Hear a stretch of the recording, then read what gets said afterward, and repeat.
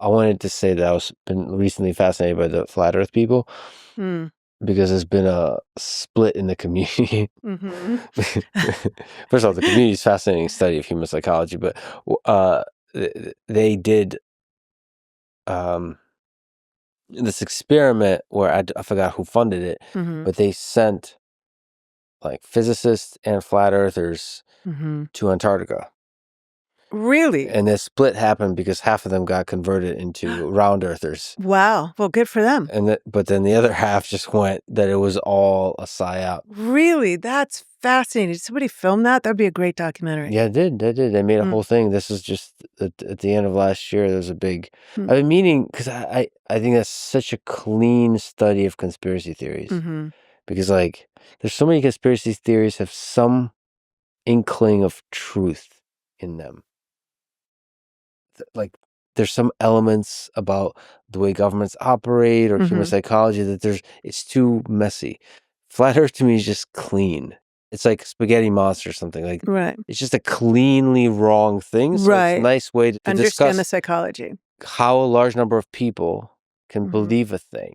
Yeah. And why do they want to believe a thing? Yeah. What's very interesting is you trying to use rational arguments. So that makes it even more confounding to me. I would understand more somebody who just said, look, I have faith and I believe these things, and it's not about reason and it's not about logic. And okay.